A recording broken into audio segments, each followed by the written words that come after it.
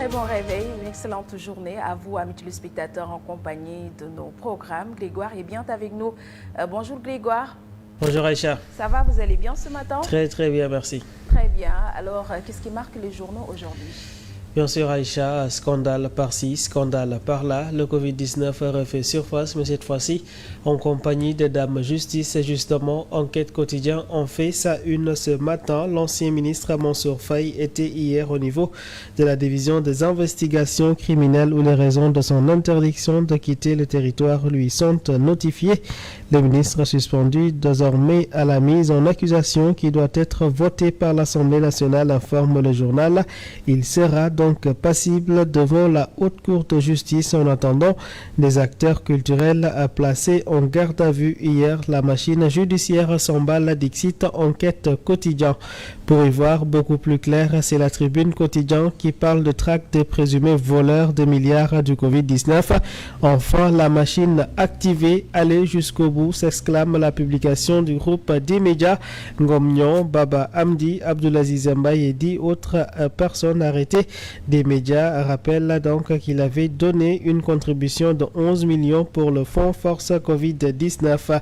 Ali Quotidien affiche ses visages ce matin dans sa parution. Baba Amdi, Abdoulaziz Mbaye, la styliste Sadia Gueye, Mamadou Ngomnion en garde à vue, exporte le journal ce matin. Simon Kouka, membre du mouvement Y en a marre, placé sous contrôle judiciaire. Ils sont tous suspectés de détournement de fonds.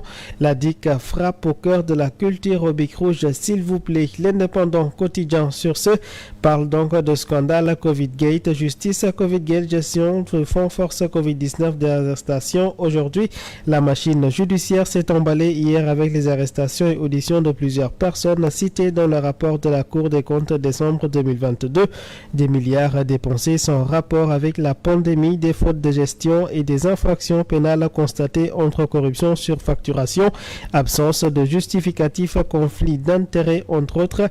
Mamadou Ngomnion, ex-DAGE du ministère des Sports, le chanteur Baba Amdi, Abdoulaziz Mbaye de la TFM, les commerçants Bassirou Fall, Djibril Khan et d'autres complices arrêtés par la division des investigations criminelles. Direction le groupe Futur Média, encore et toujours fonds Force Covid-19 qui résonne. Les masques tombent au ministère de la Santé. Le journal de révéler aujourd'hui les dessous d'une enquête explosive et les anomalies graves révélées par le rapport de 180 pages. Tenez-vous bien, une surfacturation de plus de 2,7 milliards de francs CFA sur l'achat de riz destiné aux populations vulnérables pendant le confinement. 19 milliards engagés dans les dépenses sans lien avec le Covid-19, notamment pour l'achat de bacs à fleurs par le ministère de l'Urbanisme. 3 agences de voyage appartenant à une même personne ont emporté 17 marchés de fournitures médicales pour 15 milliards de francs CFA. Ceci sans aucune expérience dans le domaine. Le journal de révéler aujourd'hui pourquoi Baba Amdi, Abdoulaziz Mbaye et Sadia Gueye ont été placés en garde à vue. Le journal donc de dresser cette liste dans ses colonnes. Le quotidien à présent de nous amener à l'Assemblée nationale pour parler de ce qui est qualifié aujourd'hui de one-man show du Premier ministre Ousmane Sonko. À tout chaud ce matin, notre politique pénale sera tolérance zéro, a-t-il averti hier. Ousmane Sonko de poursuivre: je n'ai jamais fait arrêter personne. L'indépendance de la justice ne signifie pas la République des juges. C'est le gouvernement qui détermine la politique pénale et non les magistrats, a précisé ce dernier. Sud Quotidien sur cette question pointe emploi, justice, diffamation, lanceur d'alerte entre autres.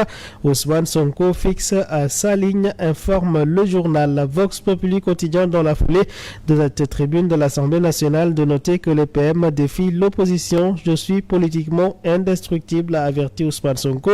Cette opposition-là constituée de poltrons, on se connaît, c'est à croire que du matin au soir vous priez pour une déstabilisation du pays et vous faites feu de tout bois, a-t-il dit. Ousmane Sonko dans Vox Populi quotidien de noter: on m'accuse d'être à l'origine de tout, je n'ai jamais fait arrêter quelqu'un, j'apprends à travers la presse comme tout le monde, mais sur ces questions-là, je vous dis qu'à partir d'aujourd'hui, j'assume. Sonko se radicalise, note Vox Populi. Populi quotidien. Réponse du berger à la bergère à présent à la face des critiques quotidien. Tolérance zéro pour la diffusion de fausses nouvelles quand le PM défonce les portes déjà ouvertes.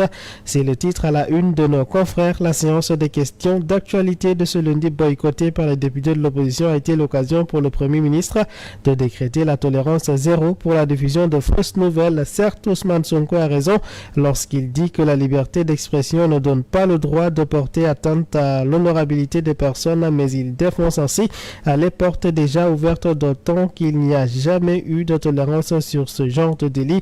Mohamedou Lamine Massaly dans Vox Populi quotidien lui dira haut et fort: Ousmane Sonko, des intimidations ne passeront pas. Justement, le Dakarois quotidien sur la question a d'évoquer le ton qui monte ce matin dans sa parution. Ousmane Sonko face au journaliste et chroniqueur Badara Gadjaga dans le Dakarois, donc de noter qu'ils ne céderont pas à cette intimidation. Il insulte, accuse sans preuve puis fuit le débat. C'est ce qu'a affirmé Thierno Alassane Sall. Barthélémy Diaz lui en attendant de parler d'ego qui ne pèse rien face aux urgences du peuple. Massaly donc a décrié également sur ces intimidations. Le peuple quotidien affiche bien sûr ses visages opposants. Massaly, Barthélémy Diaz ou encore Thierno Bokoum face à Ousmane Sonko. Thierno Bokoum donc qui parlera de l'image contre-feu pour fuir les vraies responsabilités.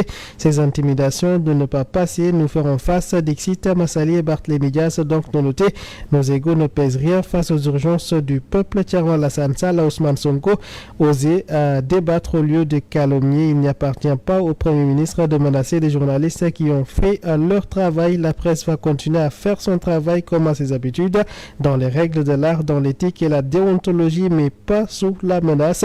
Que la presse ne soit pas le bouc émissaire d'un probable échec, a-t-il fait savoir. Source A quotidien sur la question de revenir sur Ousmane Sonko contre le fonctionnement de la justice, la liberté de la presse et ses adversaires politiques. Sonko proc triple XL de la rue à public. Le système est toujours là. Il y a les mêmes agents, les mêmes hauts fonctionnaires, les mêmes magistrats, entre autres. L'État profond est encore là avec ses habitudes, au nom de quoi le peuple n'a pas le droit de formuler des critiques à l'endroit de la justice. S'interroge-t-on? On peut poursuivre des magistrats car par négligence, certains font traîner les dossiers au point de dépasser les délais de prescription. Désormais, c'est tolérance zéro, a dit Ousmane Sonko hier. Sur cette question, justement, des nouvelles du ministre de la Justice chez Direct News quotidien qui en donne ce matin. Le Premier ministre avoue à s'impliquer dans certains dossiers judiciaires. Qu'attend le garde des Sceaux pour jeter l'éponge, s'interroge-t-on? Ousmane Sonko a précisé n'avoir jamais ordonné d'arrestation jusque-là, mais que cette posture de retenue avait atteint ses limites. Son aveu d'implication dans certains dossiers ne milite pas en faveur de la rupture annoncée dans le rapport entre l'exécutif et la justice. Ousmane Sonko ne s'est pas limité à une déclaration de principe devant le député Direct News quotidien, de noter qu'il a reconnu s'être personnellement impliqué dans ce qui semble être l'affaire opposant deux actionnaires de West African Energy et une procédure toujours pendante devant la justice. Et dans ce dossier, Samuel Sarr, ancien ministre de l'énergie sous Abdoulaye Wade, est actuellement en détention préventive. Détention prolongée malgré un état de santé chancelant qui suscite interrogations et critiques. Les Échos quotidiens à présent pour terminer. Revenons donc sur le tribunal et l'affaire du bébé mort calciné dans la clinique Madeleine. C'est le procès de l'horreur hier au tribunal qui fait la une. Le papa, dont les Échos quotidiens s'est fait savoir qu'il a vu son bébé et il sentait le brûler. Il s'était brûlé sur le visage, le corps et l'abdomen. Le procureur lui requiert 6 mois ferme contre l'infirmière, la nurse et le pédiatre. Le couple salé réclame ainsi 1 milliard à titre de réparation. Aïcha Diaby, voilà pour la presse écrite de ce jour. À toutes et à tous, une très très bonne lecture. Merci beaucoup Grégoire. Je fais un énorme plaisir. Plaisir partagé. Nous nous retrouvons dans la deuxième partie. À 8h pour le journal. À tout à l'heure. Merci à Grégoire Ngom, amis téléspectateurs. Restez bien avec nous. Tout de suite, nous passons à l'actualité sur le web avec Kader Cissé.